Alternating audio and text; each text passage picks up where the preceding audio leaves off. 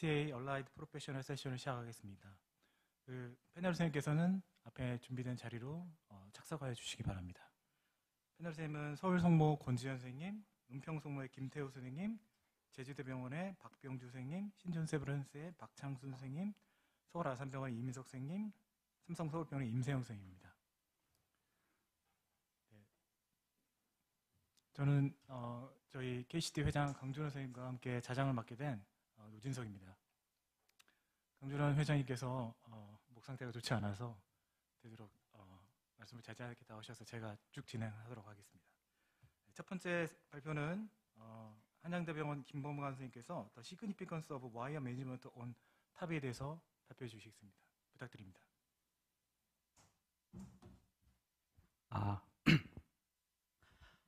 안녕하십니까 선생님. 저는 한양대학교 병원에 근무 중인 방사선사 김범관이라고 합니다. 오늘 제가 발표할 내용은 탑이 프로시저 중에 와이어 관리가 얼마나 중요한 건지 저희가 경험한 케이스를 통해서 설명드리고자 합니다. 저희 센터는 작년 7월에 처음으로 탑위를 시작한 굉장히 핫한 센터인데요. 저희의 목표는 20케이스 동안은 절대 사고를 치지 말자라는 목표를 향해 달려왔습니다. 그래서 근데 막상 또 확률은 확률이니까 20케이스가 넘어가면서부터는 뭔가 모를 그 불안감이 엄습해 오는 거예요. 뭔가 한번 시기의 컴플리케이션을 맞이할 것 같은데 그날이 언제일까 뭐 이런 생각들에 사로잡혀 있던 것 같습니다. 그렇게 시련은 26번째 케이스에 일어났습니다. 환자는 86세 남자, 디스니아가 급격히 악화되면서 이하를 통해서 입원했고요. 바이커스피드 밸브를 가진 시비어 AS 환자였습니다. 이 환자에게 적합한 밸브는 무엇일까 고민을 많이 했습니다. 환자의 심전도를 보면 컨덕션 딜레이는 보이지 않았고 체스트상 렁이 좀 나쁘고 페리페럴 아테리 같은 경우에는 툴처스한 아울타가 좀 있긴 하지만 다이아메타는 충분해서 바스큘러 어세스에는 크게 문제가 없을 것으로 생각했고요. 코로나리는 라이트 코로나리가 좀 논도미넌트긴 하지만 시비어한 리전이 있어서 미리 인터벤션을 했습니다. 그리고 코로나리 하이트는 10mm 이상 그리고 SOV는 30mm 이상 기준치가 넘었기 때문에 코로나리 옵스트럭션 리스크는 낮을 거라 생각했고 시술 전 시행한 에코를 보시면 LV 월모션이 글로벌하게 낮아져 있고 바이커스피드 밸브에 시비어한 칼슘이 관찰됐습니다.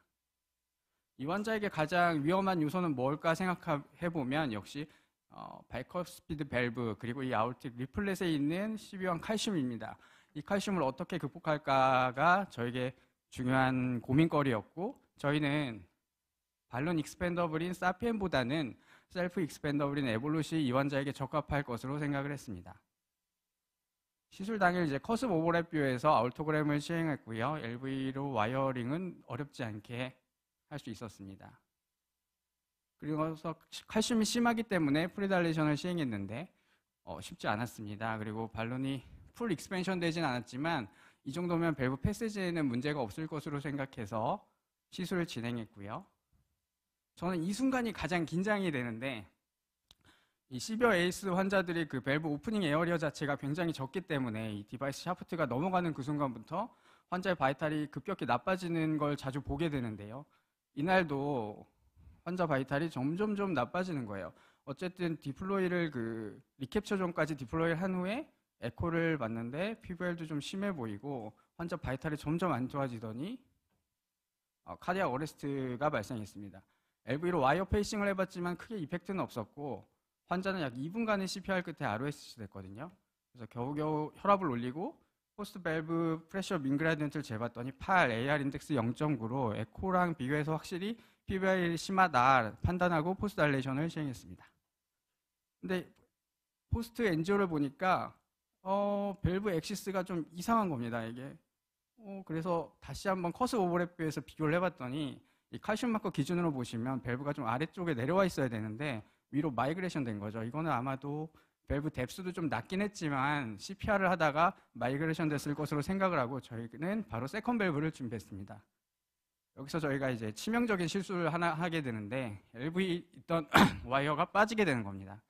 그래서 이게 안에 있는 것 같기는 한데 딱히 정확하게 얘기는 할 수 없었거든요. 그래서 헷갈리니까 피그테일 카테터를 넣고 로테이션을 해봤습니다.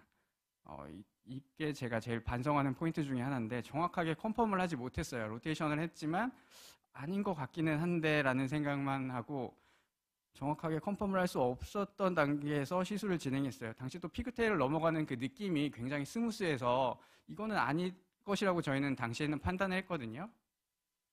그리고 나서 환자가 이제 위험한 시그널을 하나 또 보내주는 거예요. 보면 밸브가 와이어랑 거의 한 몸처럼 움직이고 있는데 당시에는 저희가 뭐에 홀린 것처럼 이걸 인지하지 못하고 아울타그램에서 마이그레이션 된 밸브만 신경을 썼습니다. 그래서 두 번째 밸브를 넘기는데 이때도 첫 번째 밸브에 강한 저항이 느껴지는데도 요거가 앵글이 심한가? 뭐 다른 생각에 다시 한번 밸브를 트라이하게 되는데 여기서 이제 사고가 발생됩니다. 다시 한번 힘차게 밀었거든요. 그리고 나서 이제 첫 번째 밸브의 그 오픈셀에 두 번째 밸브의 노즈콘이 박힌 상태로 빠지질 않는 거예요. 어센딩 아울타에서. 그래서 이걸 어떡하나. 저희가 이제 흉부외과 코론하고 기다리는데 분위기가 굉장히 참담했습니다. 이 환자 수술을 어떻게 하지? 라는 생각도 들고 이거 빠질 수가 있는 걸까? 근데 이제 교수님께서 몇 차례 더 시도해서 당겼는데 이 노즈콘에 낀 상태로 에볼루 밸브가 뒤집힌 거예요. 여러분 이 모습이 상상이 가시나요? 이런 모습으로 뒤집히게 됩니다. 노즈콘에 박혀서 밸브의 그 안과 바깥이 뒤집혀 버린 거예요. 그래서 이게 어센딩에서 이제 디센딩까지 밸브를 끌어내렸는데도 여전히 이 노즈콘이 빠지지 않는 겁니다. 이걸 어떡하나? 그래서 저희는 이제 디센딩 아울타에서 지메드 발론 앵커링을 해서 이 밸브를 빼려고 트라이를 했는데 쉽진 않았습니다. 그렇게 한 3-4차례 정도 트라이 끝에 정말 기적적으로 이 노즈콘을 분리시킬 수 있었습니다. 지금 기적이 일어난 거죠. 그래서 당시에 나온 두 번째 밸브의 사진이고요. 첫 번째 이 밸브의 모양을 확인하기 위해서 LAO, RAO 이렇게 로테이션을 해봤습니다. 밸브가 약간 넓적하게 눌려있는 모습이 관찰됐거든요. 그래서 저희는 이걸 좀 벽에다 붙여야겠다 싶어서 아울토그램을 하고 이제 바스큘라 플로우를 체크하기 위해서 이제 에코를 하는데 이때 에코 교수님께서 멋진 코멘트를 하시는 거예요. 이제 아울타에 있는 이 에볼루스를 보시더니 이 정도면 두 번째 밸브 지나가는데 무리가 없을 것 같다. 교수님한테 이제 코멘트를 하시는 거예요.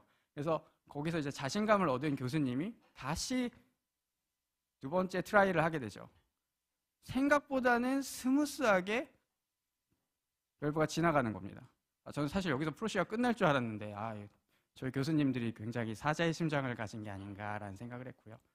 환자의 바이탈은 역시나 이번에도 거의 어레스트까지 안 좋아졌어요. 그래서 좀 더 신중히 디플로이를 하긴 했습니다. 그래서 보시면 칼슘을 에볼루시 밀어내지 못하고 굉장히 이센트릭하게 펴져서 디플로이된 걸 확인할 수 있었고요. 그래서 다시 한번 포스트 달레이션을 했습니다. 이렇게.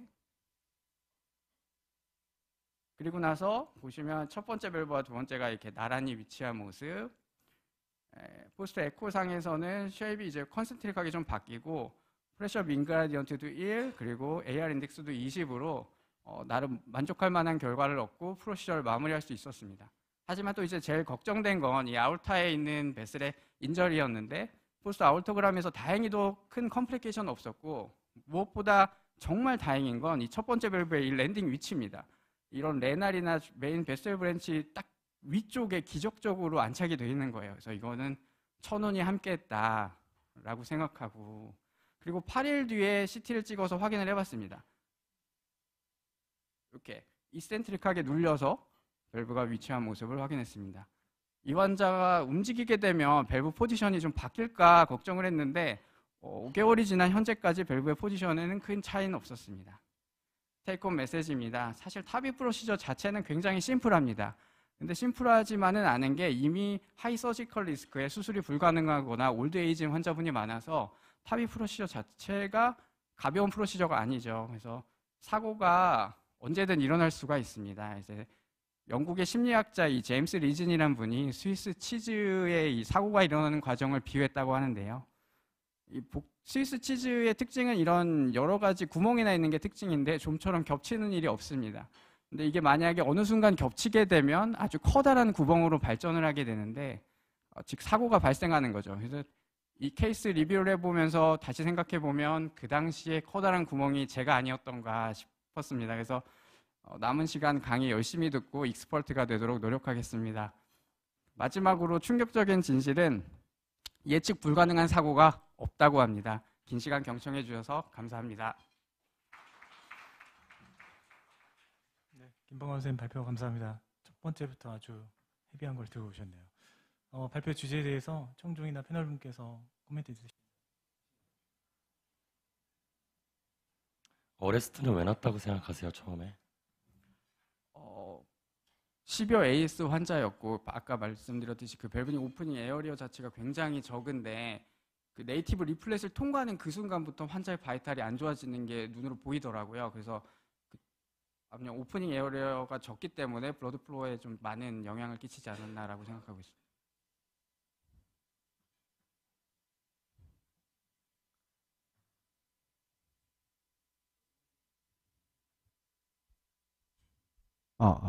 결국에는 사실은 이제 밸브가 위로 디스라치 되는 거는 사실은 그 컴프레서 하면서 네네. 사실은 그거는 어쩔 수 없는 컴플리케이션이라고 생각하는데, 결국에는 이 최종적으로 생기는 컴플리케이션의 파이널 요인을 보면 가장 중요한 요인은 그 와이어가 밸브 스트러 사이로 이렇게 되면서 그걸 인지하지 못했던 맞습니다. 거잖아요.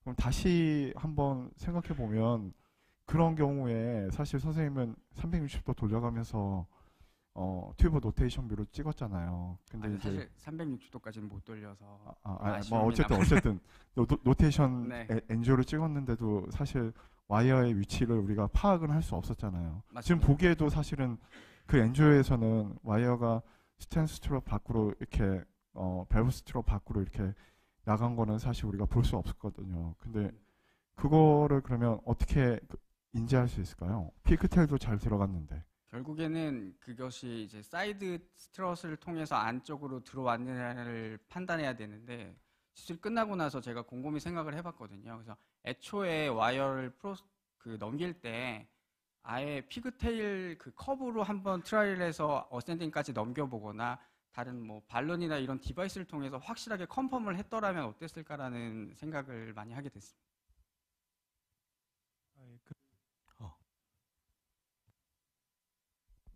저도 하나 덧대서 말씀드리면, 사실 이 센트럴 루멘을 들어가려면은 사실 픽테일 루멘을 이용하는 방법도 있지만, 또 하나는 이제 웨지 볼륨 카테터를 이용하면 훨씬 더 웨지 볼륨을 우리가 볼륨을 풀리 했을 때 한 15mm 정도 되거든요.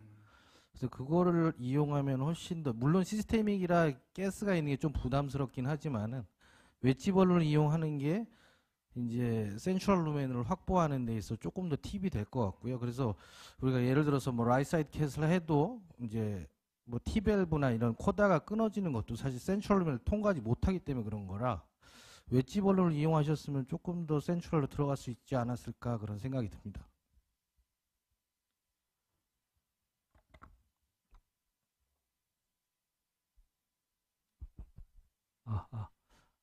저도 궁금한 게 하나 있는데, 그 처음에 밸브가 임플란테이션 됐을 때는 그 스테노시스가 없는 것처럼, AS가 없는 것처럼 레이알 인덱스도 그렇게 높지 않고 하는데, 두 번째 밸브가 들어갈 때는 유난히 덜 펴진 것 같고, 그래서 포스트 발음까지 하셨잖아요. 맞습니다. 그 왜 그런지 그게 좀 궁금하고, 또 하나 제가 잘 이제 몰라서 물어보는데, 그 루비콘에 딱 박혔을 때 이렇게 살짝 밸브를 좀 오픈시키면 그게 좀 빠지거나 그러진 않을까요?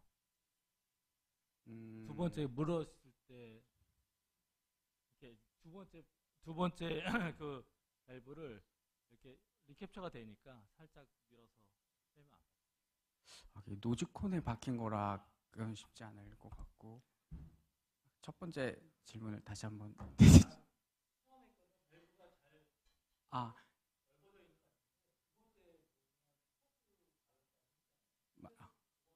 제 생각엔 그 시점부터 이미 밸브의 뎁스가 굉장히 낮은 것으로 보였거든요. 그래서 그때부터를 의심하고 있습니다. 제가 답이 경험이 많지 않지만 영상이 좀 굉장히 충격적이거든요, 선생님.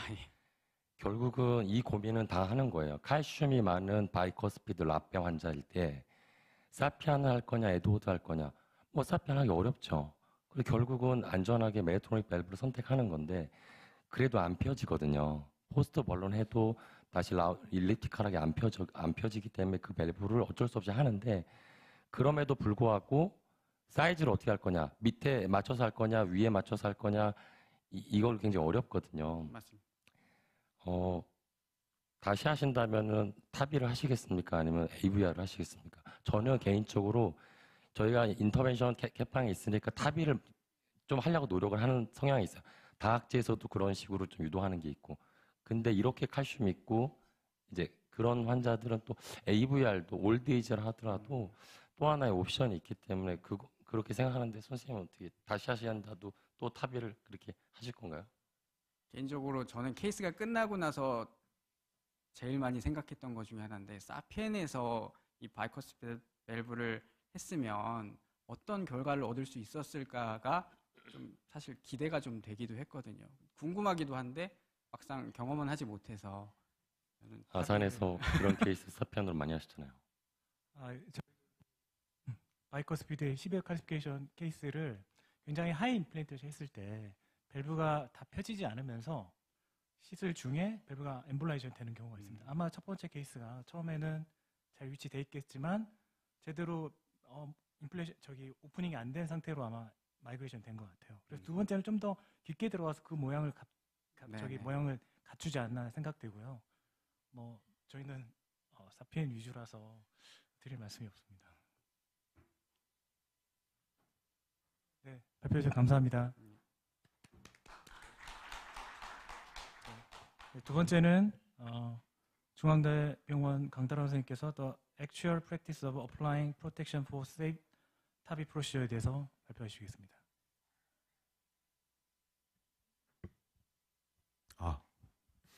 안녕하십니까. 중앙대학교 병원의 강다란입니다. 제가 오늘 발표하게 될 주제는 탑이 프로시저를 하면서 어떻게 하면 좀 더 안전하게 할 수 있을까를 준비했는데요.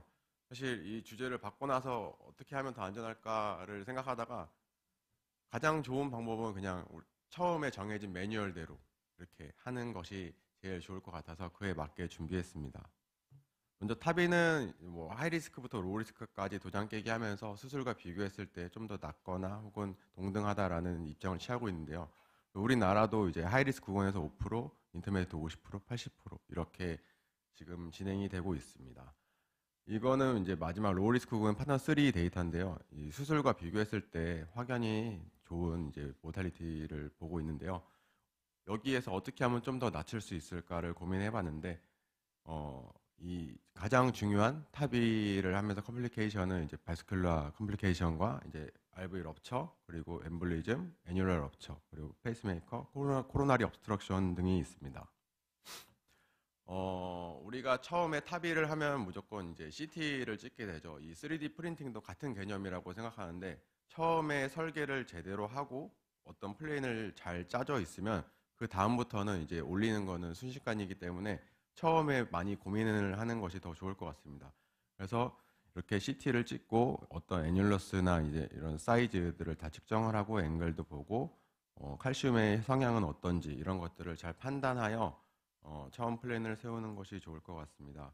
그래서 CT로 관찰할 수 있는 것들은 에올틱이나 일리아 페모럴 아나토미 그리고 에올틱 루트 아나토미 그리고 셀렉션 사이즈 그리고 코로나리 디지즈 그리고 어떤 밸브가 들어갈 때 앵글들을 이제 CT로 잘 판단을 하는 것이 좋을 것 같습니다. 이제 시술 처음부터 이제 따라가 보겠습니다. 펑처를 할 때 우리는 보통 이 인구이널 리가멘트 그 아래 하방 3cm에서 이제 펑처를 하라고 되어 있는데 초창기에는 이렇게 하다가 이제 점점 그 다음에는 플로스코프 가이드로 이제 켈리나 이런 걸 놓고 페모럴 헤드에 놓고 펑처를 했었죠. 근데 이거는 이제 탑의를 환자를 대상으로 이제 처음 초기에 플로로스코프 가이드와 이제 소노 가이드들을 비교해 본 건데요. 보시면은 플로로 가이드로 한 것들이 좀 더 모달리티가 높고 이제 소노 가이드로 한 것들이 확연하게 낮은 거를 관찰할 수 있습니다. 그리고 2세대와 3세대에서도 확실히 디바이스가 좋아짐에 따라 더 낮은 것을 확인할 수 있고요. 그래서 펑처를 할 때는 꼭 소노 가이드를 활용하면 좋겠다. 그리고 이제 마취도 초창기에는 이제 전신 마취의 TE가 골든 스탠다드였죠. 근데 하지만 최근에는 이제 맥마취와 이제 아이스 혹은 T도 아닌 TT로 이렇게 대체돼서 활용하고 있는데요. 이렇게 어쩔 수 없는 경우에는 장애 전신 마취를 해야겠지만 꼭 굳이 필요한 경우 아니라면은 안 하는 것이 좋고 T 같은 경우에는 이제 가장 큰 문제가 블리딩이죠. 이렇게 뭐 이런 인저리들도 발생할 수 있고 그래서 이 T에 대한 문제를 아이스나 TT로 이렇게 대체하는 방법이 있겠습니다. 그리고 아이스 같은 경우에도 초창기에는 이거 이미지가 너무 안 보인다, 그리고 비용도 많이 발생한다라고 안 좋은 인식이 있었지만 이 시술자의 러닝 커브가 좀 발생하고 이제 이미지들도 이렇게 탑의를 하면서 전혀 문제가 없고 가장 중요한 파라벨룰라 리그를 관찰하는데도 사실 저희 병원에서 하기에는 좀 괜찮다고 생각합니다. 그래서 아이스도 어떤 중요한 지표가 되지 않을까 싶고, 이제 디바이스를 넘길 때 이제 펑처가 되고 나서 사실 에드워드 밸브 같은 경우에는 스티어링을 통해서 이제 커브를 한 번 더 줄 수 있기 때문에 거의 문제가 되진 않지만, 메어토닉 밸브 같은 경우는 이렇게 칼슘을 찍고 이제 럽처가 생길 수 있죠. 그래서 사실 이 그레이트 커브에서 그 아래쪽 커브를 낮추는 게 중요한데, 와이어를 좀 당겨서 이 커브를 좀 낮출 수 있지만 그걸로 여의치 않을 때는 이렇게 스네어를 활용해서 조금 더 아래쪽으로 당겨 놓고 넘기는 방법도 있겠습니다. 마지막으로 이제 디바이스를 셀렉션하는 단계인데요. 이 셀렉션에서 CT에서 어떤 애뉴러스나 이런 것들 재고, 사피엔과 에볼루트가 있는데 뭐 큰 차이점은 다 아실 거고, 사피엔은 에어리아를 기준, 그리고 에볼루트는 페리메터를 기준으로 하고 있습니다. 그래서 CT를 찍고 이제 어떻게 이제 에어리아 토처스한 데는 없는지, 사이즈는 잘 확보되어 있는지 이런 것들을 판별해서 이제 진행을 하겠습니다.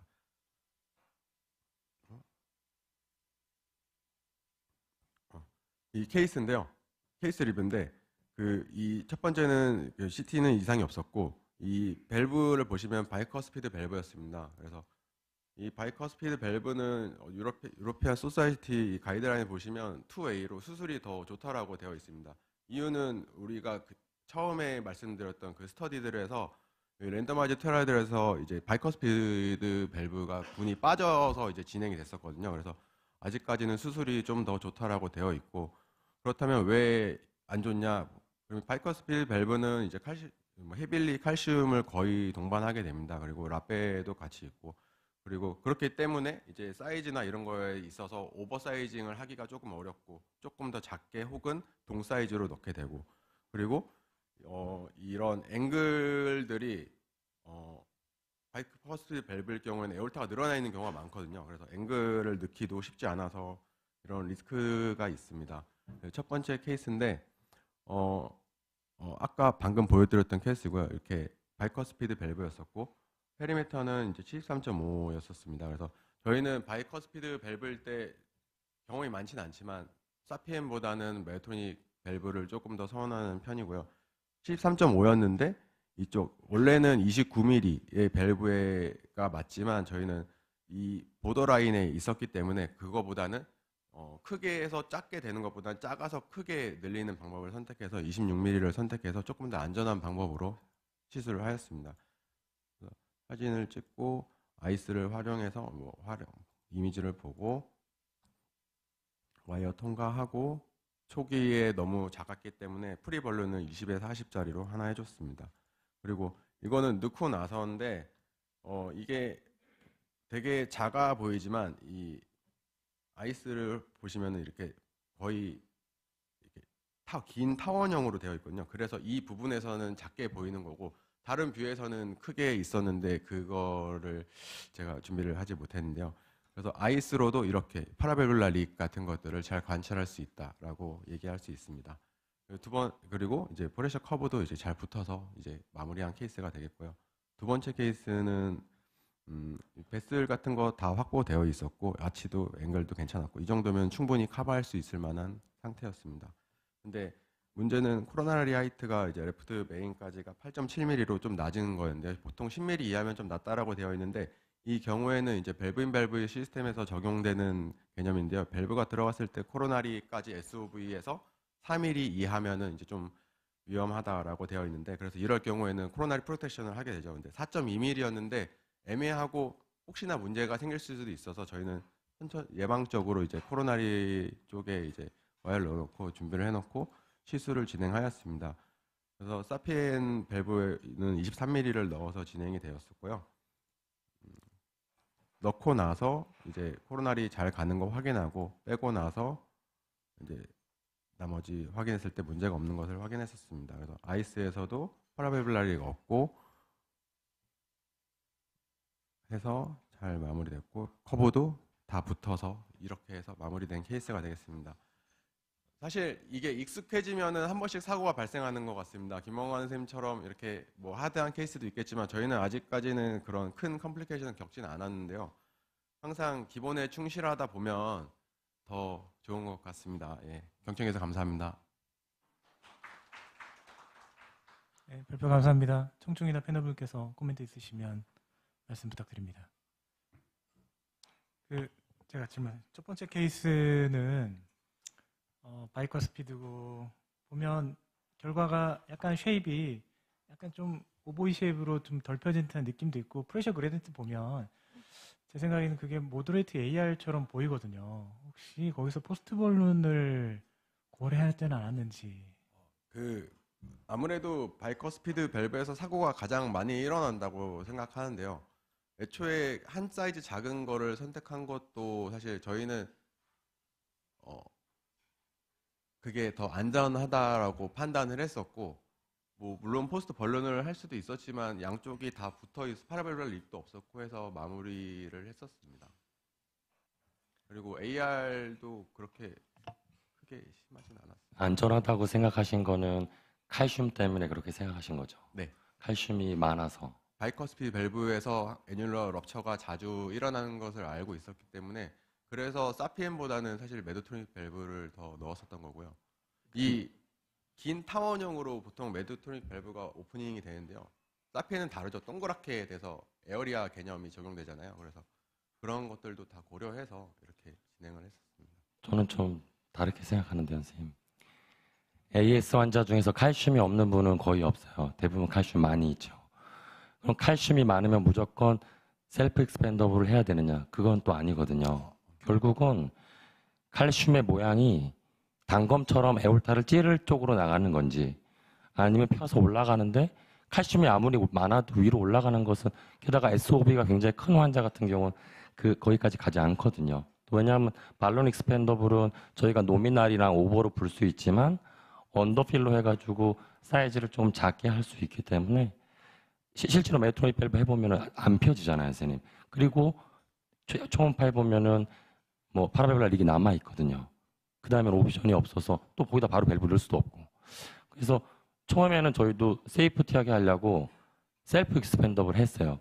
근데 칼슘의 모양을 보고 칼슘의 양이 많아도 칼슘이 에올타를 찌르지 않는 사이즈라면 사피안을 가지고 언더필로에서 이밸루에이션 한 다음에 포스트 일을 할 건지 말 건지를 이제 초이스할 수 있는 옵션이 있어서 그것도 하나의 또 근데 이제 병원마다 다르긴 하지만 그게 옵션이 되지 않나 이런 생각.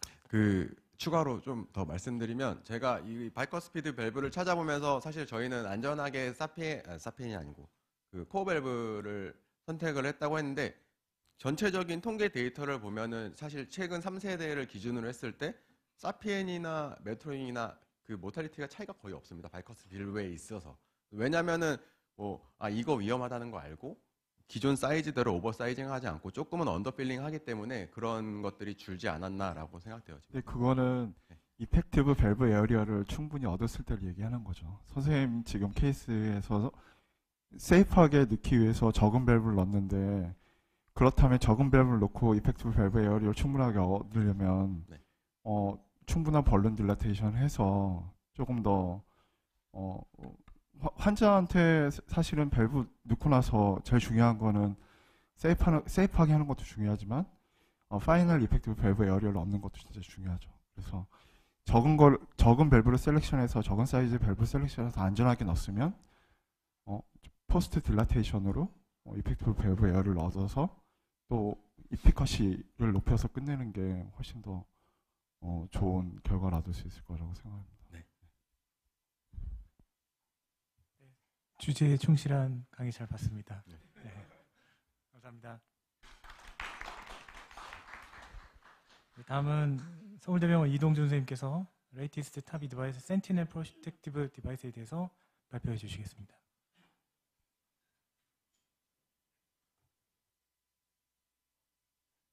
안녕하십니까. 서울대학교 방사선사 이동준입니다. 제가 이번에 발표하게 될 주제는 최근에 나온 그 세레브랄 프로텍션 디바이스인 센티넬 디바이스에 대해 설명해 드리겠습니다. 일단 이거는 K타비 레지스트리에 등재된 환자들의 이제 사비 대 탑인데요. 타비가 계속 꾸준하게 늘고 있음을 볼 수 있습니다. 사실 이 자료는 2018년 K타비 레지스트리에 대한 그 컴플리케이션이라서 지금은 많이 업데이트되고 더 늘었을지 모르겠지만 사실 이 주제를 받고 나서 저는 스트로크에 관심을 가지게 됐고, 사실 저희가 2010년부터 제가 탑이 첫 케이스부터 지금까지 한 500케이스 넘게 하고 있는데 스트로크 환자를 만나본 경험은 한 케이스도 없었습니다. 오히려 퍼머넌트 페이스메이커나 그다음에 메이저 블리딩 아니면 LV 럽처, 코로나 옵스트러션이 많았기 때문에 스트로크가 과연 탑이가 일으킬 수 있는 컴플리케이션일까라는 생각을 가지고 센티넬을 접하게 됐었고, 지금까지 뭐 센티넬 12케이스를 해봤지만 이게 과연 효과가 있을지라는 의문을 가지고 사실 발표를 만들기 시작했었습니다. 그러다 보니까 이제 스트로크가 눈에 들어오기 시작했고, 저희가 많이 알고 있는 파트너 3 트라이얼이나 에볼루 로우 리스크, 그다음에 파트너 2, 3 트라이얼, 그다음에 보스턴에서 준비한 센티넬 레지스트리를 보면 스트로크 볼륨이 상당히 높다는 걸 볼 수 있습니다. 뭐 사실 센티넬만 가지고 연구했던 센티넬 레지스트리는 9%까지 스트로크가 나왔기 때문에 무시할 수 없는 컴플리케이션이라고 말을 해야 될 것 같습니다. 그리고 사실 이거는 저는 이번에 발표 주제를 받고 나서 찾으면서 처음 봤던 연구들인데, 굉장히 많은 환자들이 스트로크를 가지게 됐고, 이 스트로크를 가지고 뉴럴로지스트들이 다 이미징을 연구하고 있다는 걸 알게 되었습니다. 그렇다면 이제 타비를 진행하면서 스트로크가 왜 일어났느냐가 중요한 건데, 뭐 몇 가지 요인들이 있습니다. 아울타에 있는 칼슘, 그다음에 밸브에 가지고 있는 티슈, 그다음에 이전 밸브를 넣었을 때 프리비어스 AVR이나 프리비어스 타비를 하면서 그쪽에 생긴 포린 바디들이 머리로 날아가면서 스트로크를 일으킬 수 있다고 지금까지는 알려져 있습니다. 그래서 이제 유일하게 지금 전 세계에서 FDA 승인을 받은 센티넬 디바이스가 국내에 들어오게 됐고, 아산 연구를 진행하면서 저희도 이제 진행을 했던 거기 때문에 센티넬 디바이스에서 간략하게 설명해 드리겠습니다. 센티넬 디바이스는 원 사이즈 디바이스고 6프렌치에 어벨레블 합니다. 그리고 필터가 디지털 필터, 프록시멀 필터로 구성이 되어 있습니다. 그래서 프록시멀 필터가 라이트 브라키오세팔릭 아테리에 걸리게 되고, 디지털 필터는 레프트 커먼 캐로티드 아테리에 걸리게 됩니다. 그래서 처음에 이 디바이스를 봤을 때 그러면 레프트 바질라 아테리는 어떻게 되는 걸까라고 생각을 했는데, 바질라 아테리가 브레인의 뒷측면을 감당하기 때문에 뭐 인체에서 뇌기능인지나 시야 확보인지, 언어 능지에 전혀 관련이 없기 때문에 사실 버린다고 생각하는 것 중에 하나입니다. 그렇게 할 수 있는 이유는 아울틱에서 나오는 포베슬의 모디피케이션이 중요한데, 대부분의 82%의 환자분들이 저희가 알고 있는 브라키오세팔릭 아테리에서 캐로티드와 VA가 부지되고 레프트 캐로티드와 VA가 따로 부지되는 아나토미를 가지기 때문에 그 보스턴의 센티넬 디바이스가 충분히 훌륭한 역할을 할 수 있다고 생각하고 있습니다. 그래서 앞에서 말씀드렸다시피 프록시멀 필터가 라이트 브라키오세팔릭 아테리에 걸리게 되고, 디지털 필터가 레프트 커먼 캐로티드 아테리에 걸리게 됩니다. 그래서 뭐 플루로 보시는 영상은 이렇게 되어 있고요. 이렇게 U자형 타입을 만들어서 이렇게 두 혈관에 거치하게 됩니다. 그래서 이거는 이제 인설션하는 과정인데요. 뭐 처음에 이제 프록시멀 필터를 언시싱해서 풀어주고, 그다음에 이 앞에 앵귤레이션 질 수 있는 이 U-쉐입을 만들어서 캐로티드 아테리에 와이어링을 해서 마지막으로 프록시멀 아테리 필터를 위치하게 됩니다.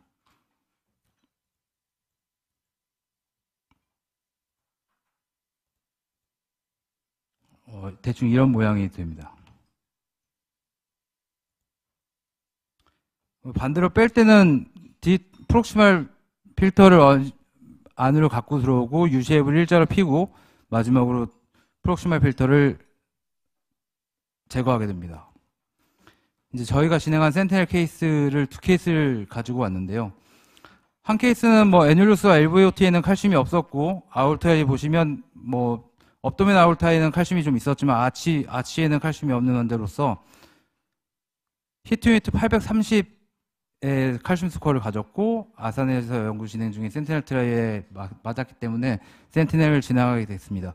사실 아산에서 센티넬 그 트라이얼을 진행할 때는 아가스톤 유닛을 요즘에 적용하고 있기 때문에 아가스톤 유닛으로 그 인디케이션을 정해야 하지만 저희 서울대학교 본원이 아가스톤 유닛을 안 쓰고 히트 유닛을 쓰기 때문에 히트 유닛으로 변경했을 때 800 이상 환자에게 시행하게 되었습니다.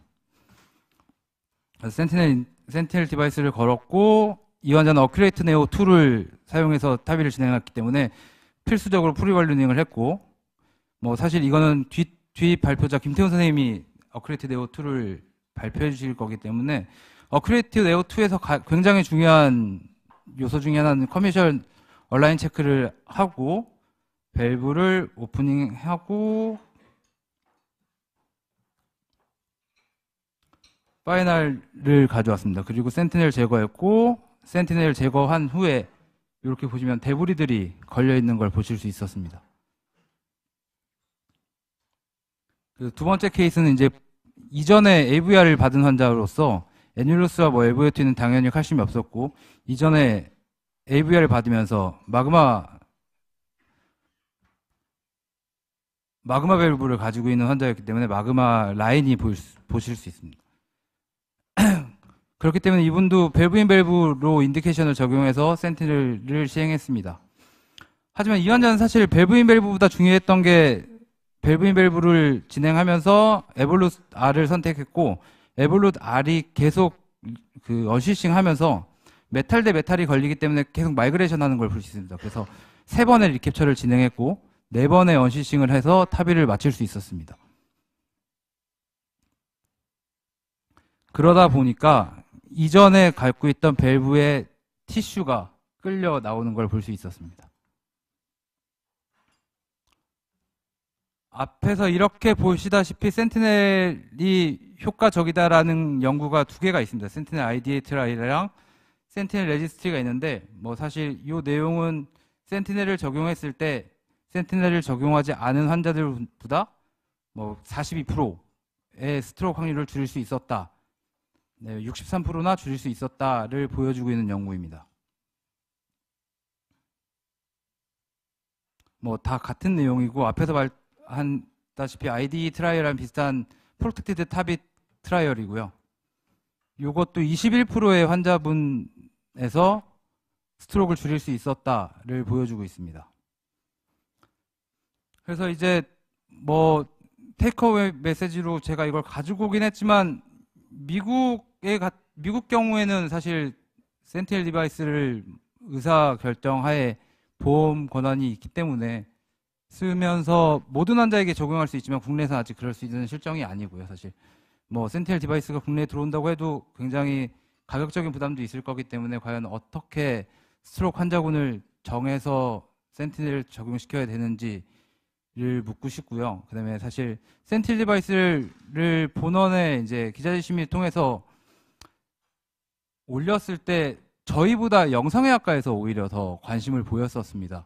그 뉴로 인터벤션을 하면서 센티넬을 쓸 수 있느냐를 물어봤었는데 아직까지는 보스턴에서 그 보스턴 본사에서 타비에 한정되어 있기 때문에 타비에밖에 쓸 수 없는 실정입니다. 저는 이게 조금 더 확대가 돼서 뭐 신경학적 문제가 있고 리스키가 있는 환자들이 오히려 인터벤션이나 테바, 에바 이런 시술을 할 때 쓸 수 있으면 더 효과적이지 않을까를 생각해 봅니다.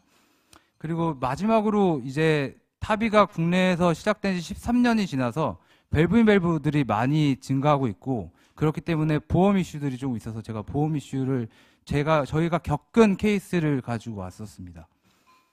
지금 타비 보험 고시입니다. 그래서 이게 중요한데 최초 1회는 보험을 인정하며 1회를 초과하는 경우는 비급여를 진행한다. 그리고 중증 대동맥 판막 협착증 환자를 대상으로 한다가 있습니다. 그래서 중증 대동맥 판막이란 함은 AVA가 1보다 적어야 되며 민피지가 40 이상이어야 합니다. 그래서 저희 케이스가 3개였는데 첫 번째 케이스는 2011년에 AVR을 했고 2023년에 타비를 진행했습니다. 하지만 이분은 밸브 페일리어로 진행을 했기 때문에 밸브 에어리어가 1보다 컸습니다. 그렇기 때문에 타비의 기준이 맞지 않으므로 전액 삭감을 당했었습니다. 그리고 두 번째는 2014년에 타비를 진행했고 2023년에 다시 밸브 페일리어로 타비를 진행했습니다. 이 환자 또한 2014년에 선별급여, 즉 보험이 아닌 상태에서 타비를 진행했기 때문에 2023년 보험 타비가 첫 번째 타비로 인정을 하면서 또한 밸브 에어리어가 1보다 크다는 이유로 삭감이 됐었습니다. 마지막 케이스는 2016년에 80%, 그러니까 2015년 4월에 이제 본인 부담 80으로 첫 번째 보험이 됐고요. 선별급여가 진행이 됐고, 그때 본인 부담 80%로 타비를 진행했던 환자가 2023년에 같은 밸브 페일리어로 오셔서 타비를 다시 진행했습니다. 이런 경우는 두 번째 타비로 인정을 해주면서 인정비급여 타비를 인정해줬습니다.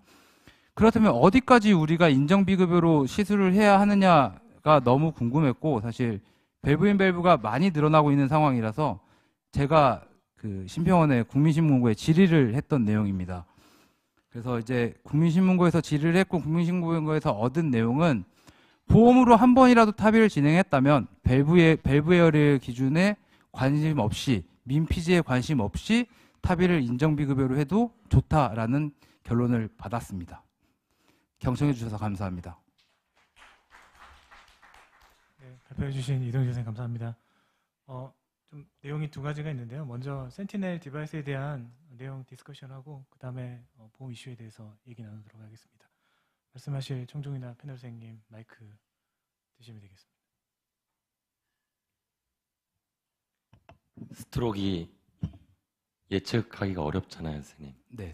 아세로마가 많아도 데브리가 안 나오는 사람이 네. 있고 깨끗한데도 굉장히 많은 데브리가 나오는 사람이 있거든요. 그러면 서울대에서는 어떤 환자한테 센티넬을 초이스하세요? 사실 지금까지는 뭐 쓸 수 있는 환자들이 한정적이었기 때문에 계속 말씀드렸지만 아사에서 연구하고 있는 센티넬 리지스트리의 인디케이션에 맞는 환자들만 썼습니다. 그 밸브인 밸브, 그다음에 바이커스피드, 그다음에 포셀리나 올타. 스터디에 인롤되는 환자들을 이제 하신 거고, 네. 그냥 타비할 때는 지금 센티넬을 잘 안 쓰시나요? 못 씁니다. 지금 나라에서 법적으로 못 쓰게 돼 있기 때문에 사용하지 않고 있습니다. 신의료 진행 중입니다. 네, 그 수기료는 서울대에서 어느 정도를 책정하고 있고, 네. 그리고 014 와이어는 어떤 걸 사용하고 있는지 여쭤볼게요. 저희 수기료는 100만 원 책정을 해놨고요. 그다음에 디바이스 가격이 300만 원이기 때문에 수기료를 좀 낮추자 해서 최대한 낮췄고, 뭐 사실 014 와이어는 교수님들이 사용하는 워크호스, 가장 편한 워크호스를 사용하고 있고, 가장 많이 사용하는 건 시온 와이어 사용하고 있습니다.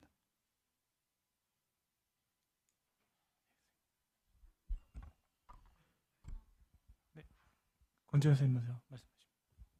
네, 저 서울성모병원 권지현 간호사입니다. 저는 센티넬과 관련된 거에 대해서 코멘트 드리는 건 아니고, 이제 스트로크와 관련해서 저희 병원의 케이스에 대해서 좀 얘기 좀 해드리려고 지금 말씀을 드리는데요. 워낙에 이제 저희가 메디트로닉 제품을 사용해서 타비는 정말 심플하게 끝났습니다. 근데 환자분은 저희 병원 자체에서는 이제 미다졸람이랑 펜타닐을 사용해서 이제 세디에이션을 저희 캣방에서 직접 하고 있기 때문에 환자분을 이제 다 시술이 완벽하게 잘 끝났고, 환자분을 깨우는 과정에서 환자분이 퓨필 반사도 없고 모터나 아니면 의식 자체도 없는 거예요. 그래갖고 이전에 이제 펠로우 선생님께서 이전 기록을 봤더니 예전에 뭐 환자분이 이제 마취 경력에 있어서 마취가 잘 안 깨더라 이런 얘기를 하시고, 그날도 이제 그 진정 마취제를 깨우기 위한 프로닐 제제도 좋지만 잘 깨지 않기 때문에 이분은 그러면 잘 안 깨는구나 라고 그냥 인지를 하고 CCU로 그냥 바로 환자분을 갔거든요. 근데 나중에 추후에 이제 CCU에서도 계속 환자분을 깨웠는데 환자분이 안 깨어지니까 이제 브레인 MRI나 이런 거 찍었더니 이제 스트로크라고 그때 이제 인지를 했습니다. 그리고 이제 나중에 이제 역으로 이제 그거 결과를 이제 확인해 본 결과 그 아orta 아치 쪽에 이제 데브리가 아무래도 날아가서 이제 건드려진 상황에서 이제 스트로크가 발생됐다고 생각이 들었는데 이제 가장 중요한 거는 이제 요즘 캣방에서도 이제 세데이션을 하면서 이제 타비를 진행하는 케이스가 많기 때문에 환자분이 이제 그 깨우는 과정에서 만약에 뭐 글라스코마 스케일을 확인한다거나 아니면 푸필 플리베스를 확인한다거나 이렇게 스트로크 발생의 가능성을 염두에 두고 환자분을 잘 깨우고 다 이제 확인한 상태에서 이제 CCU로 가야 되지 않을까라는 생각이 들었습니다. 지금 말씀 주신 내용이 굉장히 중요한 내용인데 저희가 실제로 탑의하고 나서 이 스트로크 오는 분들이 있거든요. 그리고 그날 바로 발견돼가지고 신경과 연락하고 일사천리 진행되는 케이스도 있지만 며칠 있다가 막 딜레이되고 MRI 찍고 이렇게 딜레이되는 케이스 있어요. 그럼 선생님 그 스트로크 오는 환자는 그 다음 그걸 어떻게 진행하세요? 바로 신경과로 그냥 가나요?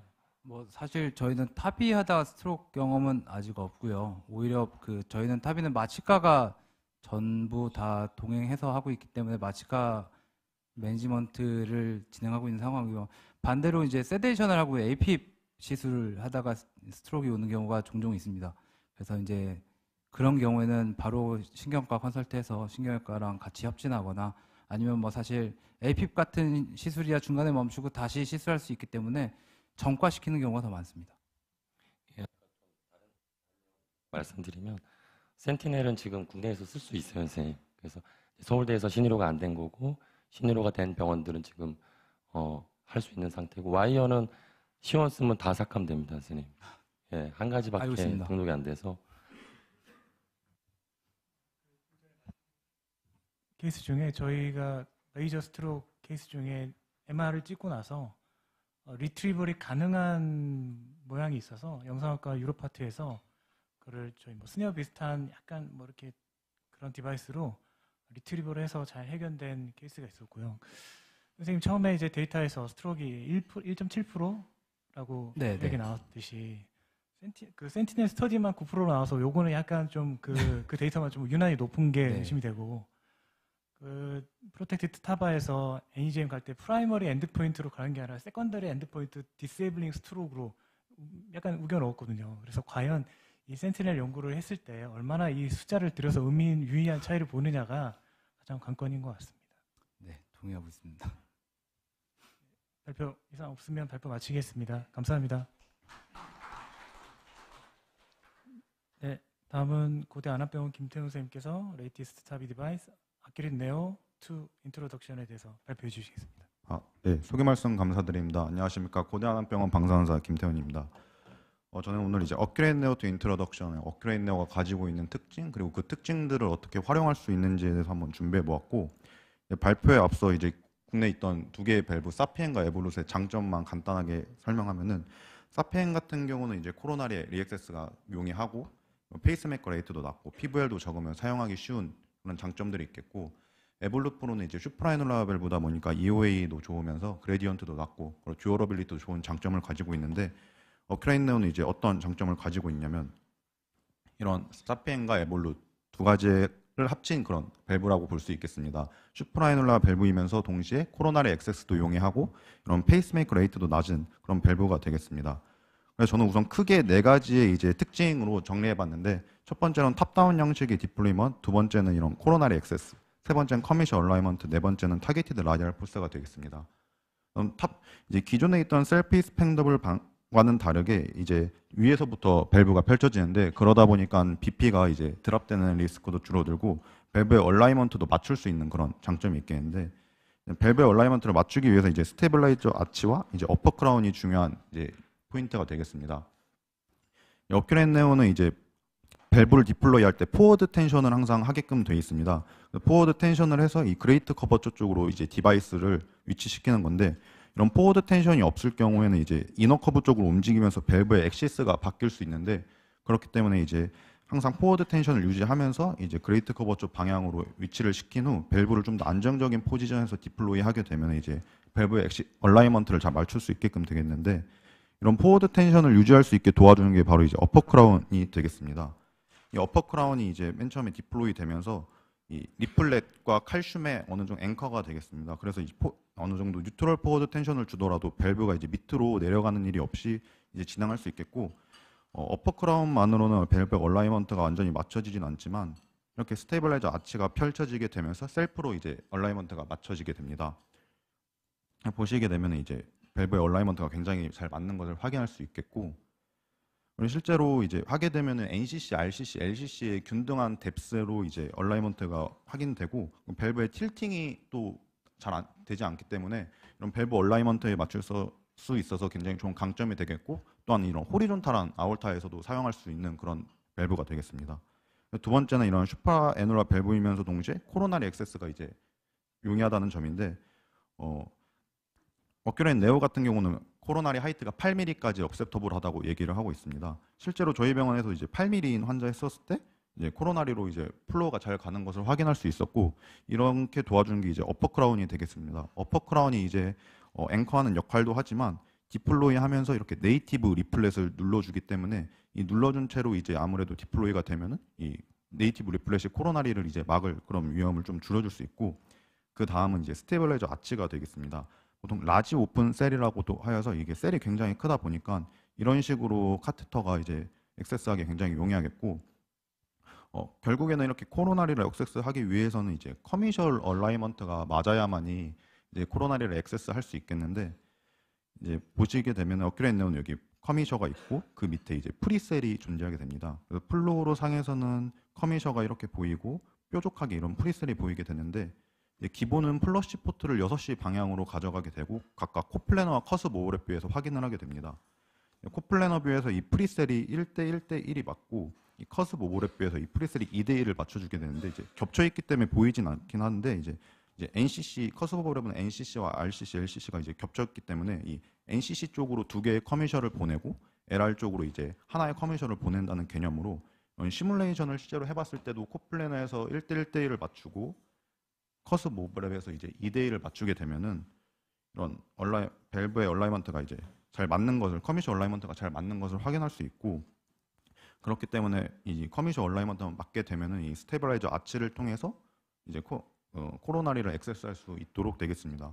그렇기 때문에 이런 탑이 시행 전에 뭐 코로나리에 리전이 있는데 아직 스탠드 할 정도 아닌 환자분들에게 있어서는 이 어큐레인 네오가 이제 좋은 옵션이 될 거라고 이제 생각을 했고, 그 다음 이제 타겟티드 라디얼 폴스입니다. 아무래도 이제 셀프 익스펜더블 밸브들은 이제 벌룬 익스펜더블의 라디알 포스가 약하고, 이 또 에블룩 같은 경우는 프레임이 촘촘하게 있어서 이제 어큐레인 네오보다는 뭐 라디알 포스가 강할 수는 있지만, 이제 어큐레인 네오의 장점은 이 타겟티드 라디알 포스라 해서 이 랜딩 존에서는 가장 큰 라디알 포스를 보여주고 그 밑으로 갈수록 점점 라디알 포스가 약하게 됩니다. 그렇기 때문에 이제 밸브가 들어가더라도 이 밑에 쪽은 상대적으로 라디알 포스가 약하기 때문에 컨덕션 시스템에 이제 영향을 주는 걸 좀 최소화할 수 있고, 이 셀 하나가 14mm인데 이제 임플란트 뎁스는 거의 7mm 이 반 정도까지 들어가도 되기 때문에 너무 하이 임플란테이션을 하지 않아도 되는 그러한 장점이 있을 수 있겠습니다. 실제로 이런 페이스메이커 레이트 봤을 때도 낮은 편에 속했고, 아직까지 저희 병원에서 많이 하진 않은데 한 14케이스, 15케이스 정도 15개 정도 했는데 페이스메이커 넣을 환자는 아직까지는 없었습니다. 하지만 아무래도 이래 라디얼 포스가 약하기 때문에 프리볼로는 맨데토리로 진행이 되겠고, 이렇게 시비어한 칼슘이 있는 환자에게 있어서 밸브가 이렇게 펴지지 않는, 풀리 익스펜션 되지 않는 현상이 발생할 수 있습니다. 아무래도 이제 라디알 포스도 라디알 포스지만 이런 탑다운 방식이기 때문에 위에서부터 펴지고 밑에가 펴질 때 오픈하는 힘이 상대적으로 좀 약할 수 있기 때문에 밸브가 칼슘이 많은 환자에서 안 펴질 수 있는데, 이렇게 포스트 볼론을 통해서 이와 같이 밸브를 이제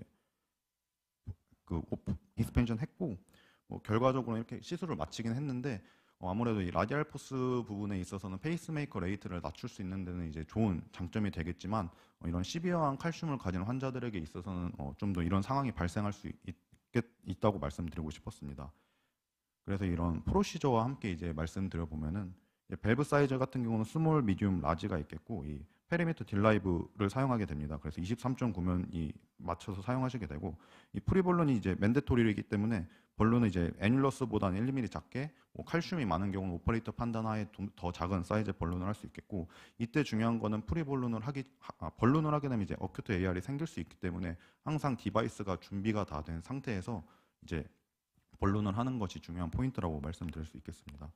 그래서 이제 커미셔 얼라이먼트를 맞추고 코플래너와 커스 오버에서 각각 맞추게 되고, 이 밸브의 포지션 같은 경우는 이 라디오 패커와 마커와 이 애뉼러스에 바로 위에 위치하게끔 해주면 되고, 그래서 이제 첫 번째로 이제 어퍼 크라운을 열게 됩니다. 어퍼 크라운을 열면은 아까 말씀드린 대로 이제 포워드 텐션을 유지하더라도 이제 어느 정도 리플렛에 이제 앵커가 되기 때문에 지탱을 할 수 있고, 그 다음에는 이런 스테빌라이저의 아치를 펼쳐서 이제 밸브 액시스를 맞추게 되겠습니다.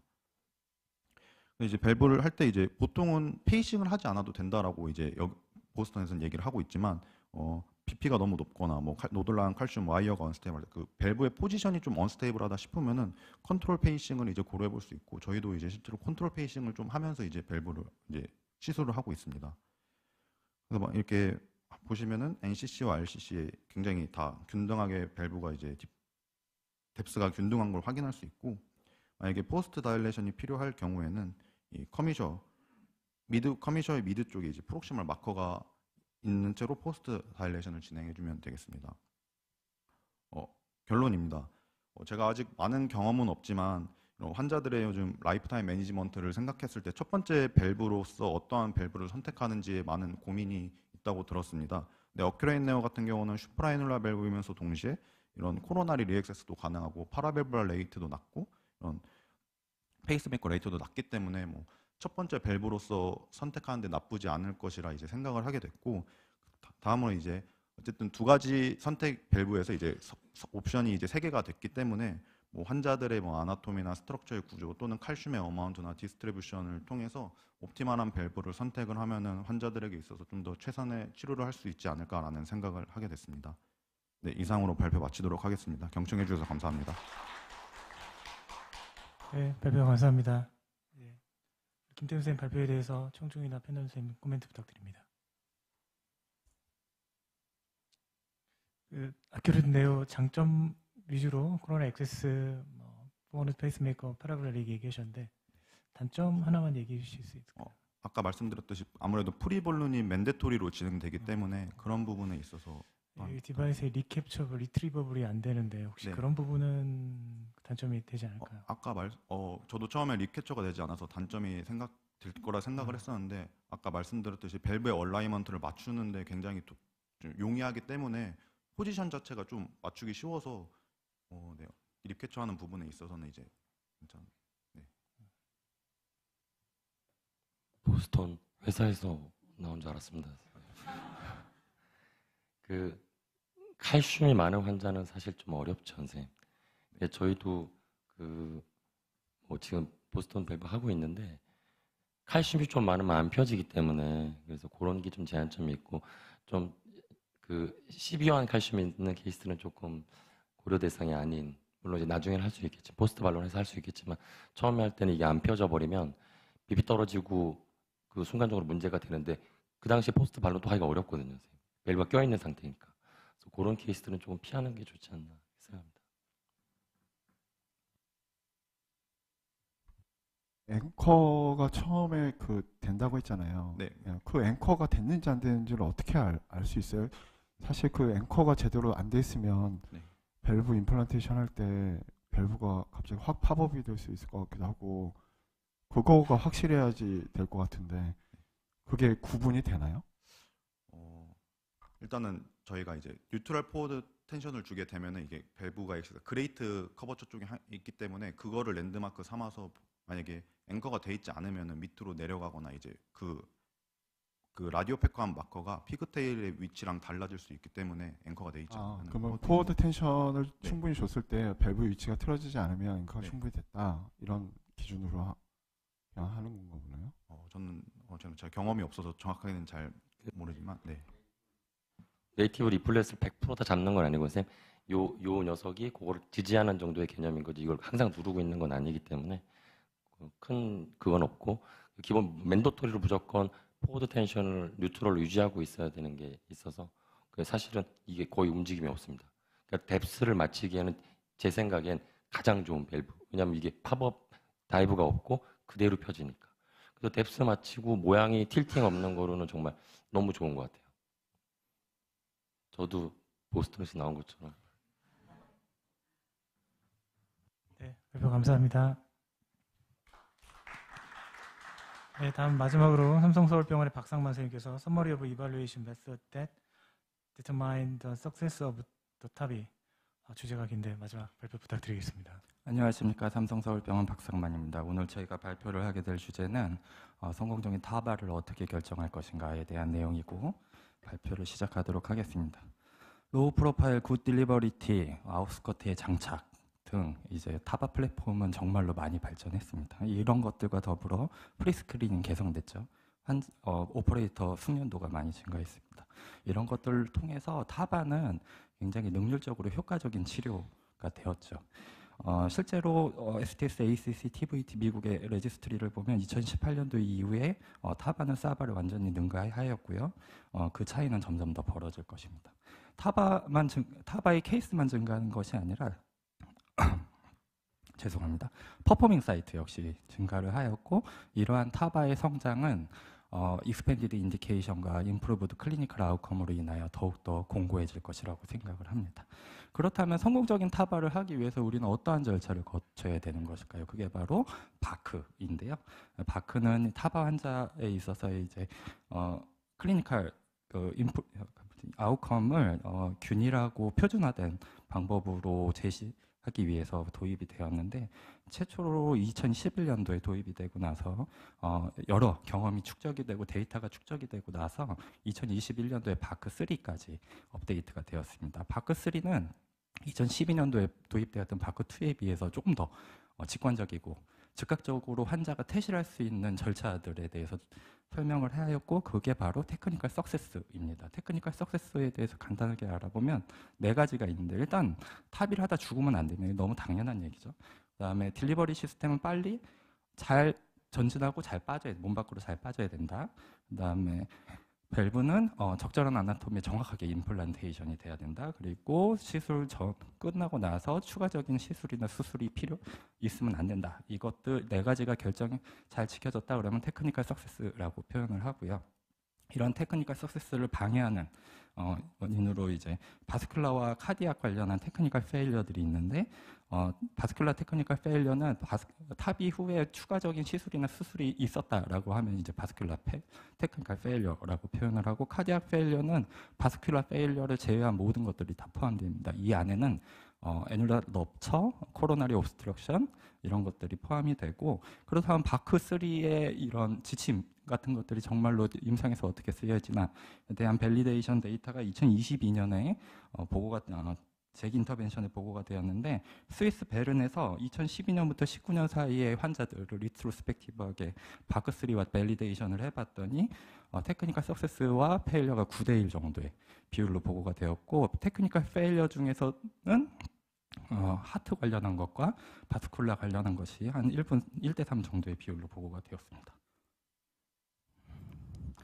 그렇다면 이제 테크니컬 페일러를 왜 어떤 것들이 막 일으키고 있는지에 대해서 간단하게 살펴보면 카디악 관련해서는 이제 그 리트로스펙티브하게 분석을 해봤던 여성에서 그다음에 랜딩한 위치에서의 칼슘 버든이 많은 경우에 많이 발생하였고 이 데이터가 재밌는데요. 2012년부터 19년까지를 기간으로 정해서 초기 2012년부터 16년 사이를 레퍼런스로 두고 최근으로 올수록 OR이 점점 떨어지는 것을 보고 있습니다. 이게 기술이 발전하고 디바이스가 좋아지고 숙련되었다라는 것들을 간접적으로 보여주는 데이터가 아닌가 생각이 되고요. 바스큘라 테크니컬 페일러는 너무나 당연하게 나이가 많을수록 BMI가 높을수록 많이 발생을 하고 이거 클로징 디바이스 관련한 내용인데 프로글라이드를 레퍼런스로 뒀을 때 프로스타와 만타를 사용한 경우에 OR이 6배 가까이 그래서 이게 클로징 디바이스로 과연 적절한 선택인가에 대해서 좀 고민을 해봐야 되고 이러한 테크니컬 페일러들은 테크니컬 석세스를 레퍼런스로 뒀을 때 CVDS와 스트로크를 2배 정도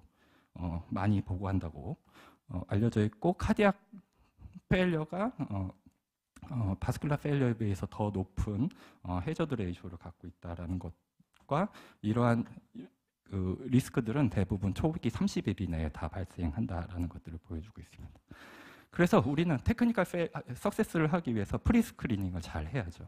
이런 프리스크리닝에서는 이제 타바가 적절한지 이런 것들과 코로나리나 뭐 이제 카디악 페일러를 일으킬 만한 리스크가 있는지를 좀 프리스크리닝을 해야 되고 바스큘라 페일러를 예방할 수 있는 방법에 대해서도 좀 고민을 해야 되고 이러한 것들로 인해 타비가 결정이 됐다라고 하면 우리가 알고 있는 이 절차에 잘 맞춰가지고 밸브를 적절한 위치에 정확하게 임플란테이션을 해야 합니다. 이러한 것들을 잘 이뤄냈다고 하면 우리가 좋은 헤모다이나믹 리절트를 얻게 되겠죠.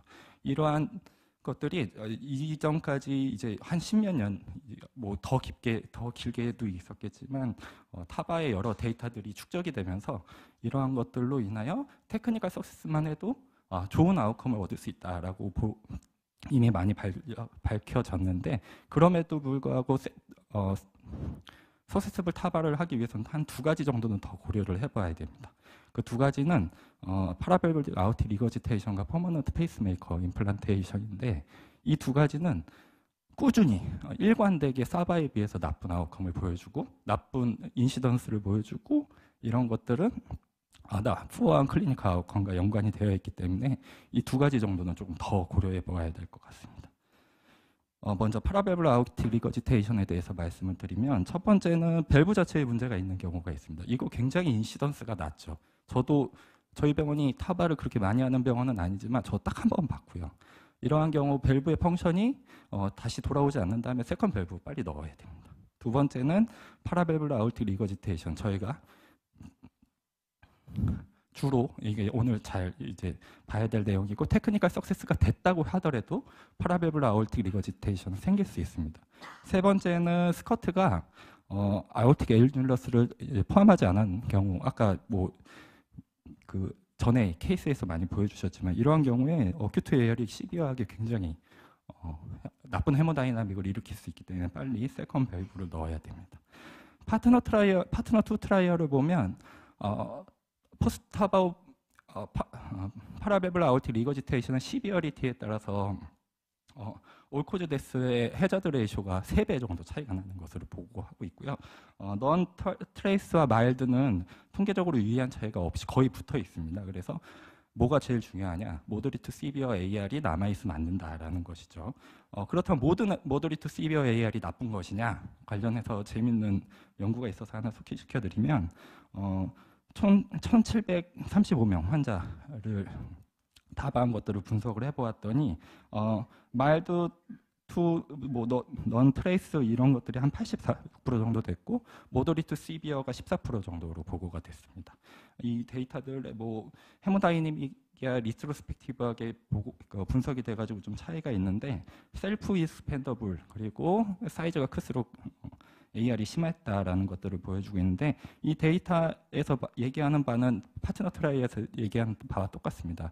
모더리트 시비어 AR이 다른 것들에 비해서 성적이 좋지 않았다라는 것인데, 그렇다면 모든 모더리트 시비어 AR이 나빴느냐? 그렇지 않았다라는 것이죠. 타바를 하기 전에 이미 갖고 있었던 모더리트 시비어 AR이 있던 환자들은 타바를 하고 나서도 모더리트 시비어 AR이 남아있는 환자들 같은 경우에는 넌 트레이스 마일드 있는 환자들과 비교해봤더니 클리니컬 아웃컴 차이가 없었다라는 거죠. 그럼 어떤 사람들만 나빠졌느냐?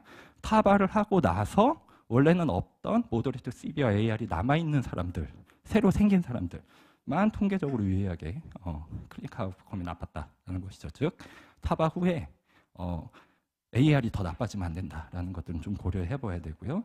뭐가 더 안 좋은지는 다 알고 있는 내용이니까 여기서 제가 얘기하고 싶은 거는 에볼롯도 에볼롯 프로가 생기면서 아웃스커트가 생기면서 AR이 점점 좋아지는 데이터들을 계속 내고 있고 사피엔 역시 울트라가 나오면서 아웃스커트의 길이를 늘리고 재질을 늘려가지고 AR을 점점 더 좋게 만들게 하는 쪽으로 기술이 점점 발달하고 있다는 것입니다.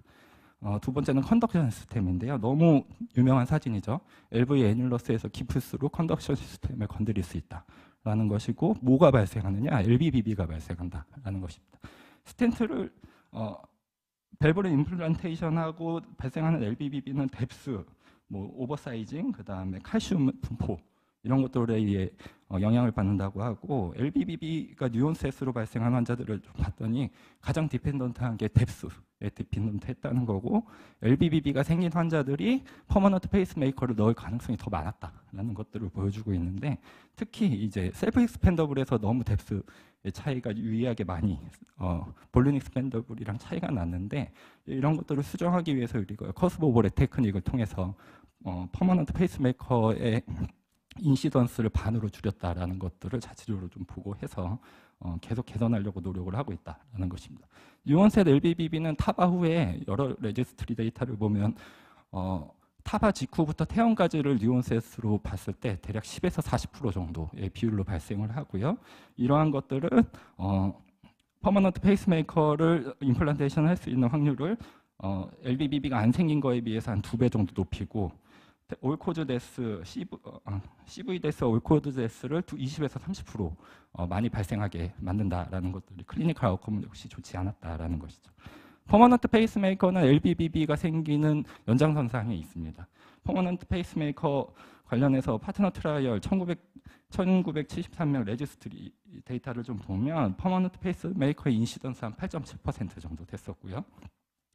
어떤 경우에 많이 발생했냐? 이미 RBBB가 있었던 환자, 그 다음에 LV 엔다이스톨릭 다이아메타가 좁았던 환자, 아무래도 이제 컨덕션 시스템에 영향을 많이 줄 수 있는 그런 아나토미, 그 다음에 오버사이징을 했을 경우에 많이 발생한다라는 것이었고요. 2022년 가장 최근 데이터를 보면 인시던스 9.7% 거의 비슷하게 나왔고, RBBB가 있었던 사람한테 통계적으로 유의하게 많이 나왔고, RBBB가 있었던 환자 중에서도 애뉴러스에 칼슘 버든이 많은 경우에 통계적으로 유의하게 높게 보고됐고, RBBB가 없던 사람들 중에서는 뎁스의 영향을 많이 받았다라는 것들이 밝혀졌습니다. 이러한 것들은 퍼머넌트 페이스메이커는 파트너 트라이에서 보여줬지만 리하스피탈라이제이션과 이제 올코즈 데스에서 통계적으로 유의하게 나쁜 결과들을 보고하고 있었습니다.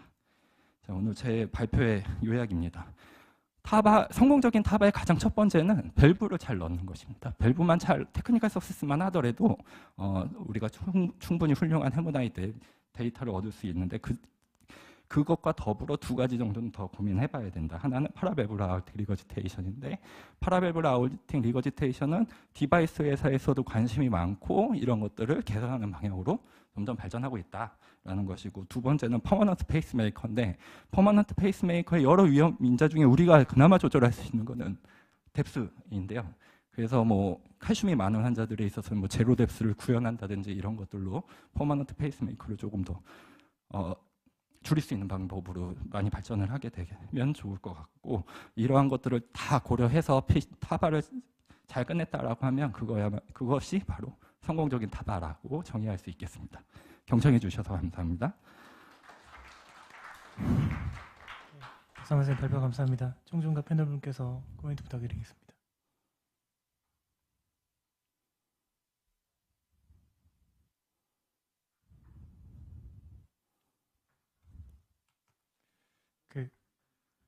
디바이스의 재질이 바뀌면, 그리고 디바이스의 어떤 디벨롭이 되면 ppm 인서션 레이트도 좀 더 줄어들지 않을까요? 이게 뎁스 문제도 있지만 사실은 디바이스가 이렇게 좀 이렇게 굉장히 하이 임플란테이션 됐다든지 아니면 굉장히 스트롱하게 계속 자극을 주면 그런 것도 있잖아요. 그러니까 오히려 아까 제가 오전에 세션에서 보니까 몇몇 디바이스들은 이제 새로 개발된 디바이스들은 굉장히 이제 그러니까 디바이스 자체가 임플란테이션 되고 나서도 밸브에 이렇게 그쪽 에어리어에 스트레스를 좀 덜 주는 방식으로 지금 개발되고 있고, 재질도 좀 바뀌어서 개발되고 있는 디바이스들, 이런 디바이스들이 좀 많더라고요. 그래서 그리고 밸브의 뎁스도 아까 강준원 선생님 말씀하셨다시피 이렇게 좀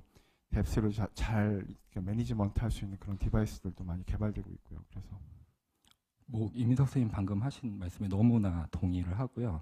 저는 어큐레이트 네오를 써보지 않았는데 아까 이제 전 발표에서 김태현 선생님 얘기한 거 보고 이게 LV 쪽으로 레디얼퍼스가 약하다는 거잖아요. 그런 것 때문에 LBBB가 좀 덜 발생할 수 있고 퍼머넌트 페이스메이커 임플란테이션 레이트가 낮아질 수 있다. 이렇게 얘기한 거 보고서 방금 말씀하셨던 대로 디바이스들은 이제 그렇게 계속 발전을 하겠구나라고 생각을 하고 있고, 근데 제가 이제 좀 고민스러운 거는 저희가 제로 뎁스를 했는데도 LBBB가 발생하는 경우가 있거든요. 물론 퍼머넌트 페이스메이커를 넣은 환자들 중에 인시던스가 뎁스가 가장 이제 디펜던트하다고 하지만 솔직히 그 기전을 저희가 다 알 수 없는 것 같긴 하지만 방금 말씀하셨다시피 LV 쪽으로 이제 인저리를 좀 덜 주고 뎁스를 줄이는 것 이것이 이제 저희가 할 수 있는 최선이 아닌가라고 생각합니다.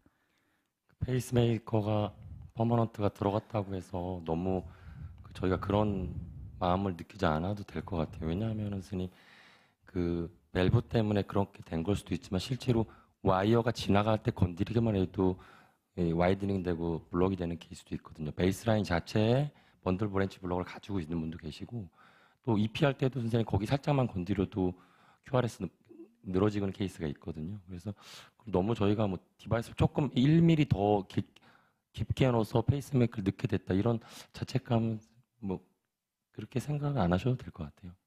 네, 저도 그렇게 생각하는데 일단 저번에 이제 TCT 때도 그렇지만 이게 외국에서는 퍼머넌트 페이스메이커 넣는 거를 액세서리 하나 더 한다는 생각으로 접근을 하고 있는데 그 정도까지 생각할 거는 이게 적어도 사바보다 적어도 이런 장점 이제 퍼머넌트 페이스메이커 일관되게 나빴는데 그래도 그 정도까지 붙을 수 있다라고 하면 저희도 죄책감을 좀 있으지 않을까라는 생각을 하고 있습니다.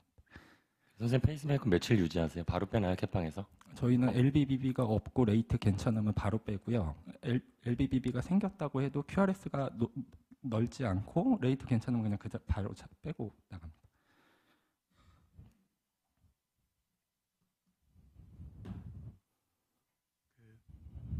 퍼머넌트 페이스메이커를 줄일 수 있는 방법은 뎁스를 얇게 넣는 방법밖에 없다. 일단 저희가 할 수 있는 네. 거는. 근데 지금 데이터에서는 셀프랑 벌룬의 차이가 있는데 디바이스 셀렉션으로는 안 되나요? 그러니까는 이제 이게 코로나리 옵스트럭션 이런 것들에 있어서 이제 워낙 두 밸브의 차이가 있기 때문에 그런데 저희는 일단은 이제 타바를 잘할 수 있는 밸브를 먼저 선택하거든요. 이 밸브를 먼저 선택하고 그 다음에 코로나리 옵스트럭션을 어떻게 할 건지에 대해서 좀 고민을 하고 퍼머넌트 페이스메이커를 어떻게 할 건지를 고민하는 거지. 아까도 말씀드렸지만 테크니컬 석세스가 가장 중요하기 때문에 이 환자한테 맞는 밸브를 먼저 선택하고 그 다음에 뎁스도 어떻게 해야 되겠다. 그 다음에 뭐 이제 뭐 코로나리 옵스트럭션도 좀 고민해보고 이렇게 되는 거 아닌가라고 생각합니다. 근데 저는 이제 좀 궁금한 게 퍼머넌트 페이스메이커가 들어가면 왜 모탈리티가 데이터가 더 안 좋은 건지, 그러니까 이게 니플레스 스롬보시스가 많아지는 건지 아니면 다른 요인이 있는 건지 잘 모르겠어요. 네, 저도 잘 모르겠습니다. 왜 차이가 나는지 잘 모르겠어요. 메타 분석 결과 좀 약간 상반된 결과가 나오고 있긴 하던데요. 퍼머넌트가 들어와도 모탈리티 차이 없다가 있고요. 혹은 퍼머넌트로 인해서 이 환자가 앞으로 가질 뭐 리스크들, 그 리드가 디스라치 되거나 이런 여러 가지 원인으로 리아스필라이제이션이 많아진다라는 그런 분석. 사실 뭐 니플레스 스롬보시스 관련해서 뭐 다른 이벤트가 없다 그러면 퍼머넌트 페이스메이커 넣었다고 해서 모탈리티가 증가한다는 그런 뭐 데이터가 그렇게 많지 않다 그러면 저희가 사실 아까 강준호 회장의 말씀처럼 그렇게 죄책감을 느낄 필요는 없겠죠. 네네. 노진석 선생님, 제가 알기로는 대한민국에서 제일 많은 타비를 본 선생님으로 알고 있거든요. 그럼 솔직하게 사피안을 많이 넣는데 어떨 때 그러면 사피안이 아닌 밸브를 초이스하세요? 진짜 이건 절대 안 된다 할 때만 다른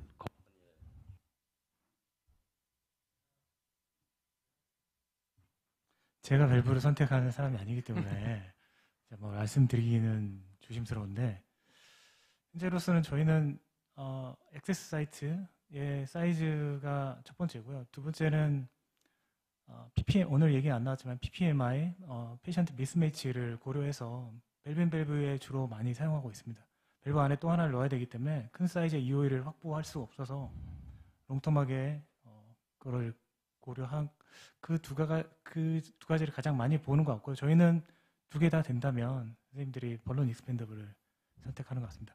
네, 오늘 강준호 선생님께서 바이커 스피드랑 카스피케이션의 어네토미를 가진 밸브에서 벌룬 익스펜더블을 자꾸 얘기하셔서 저희는 약간 그 K식 때 같은 팀이 계속 이렇게 좌장을 하는구나라는 그런 기분이 있었습니다. 그 롤에 아직까지 충실한 것 같아서 감사합니다. 네, 더 이상 뭐 질문 없으면 이상 세션 마치도록 하겠습니다. 발표 감사합니다.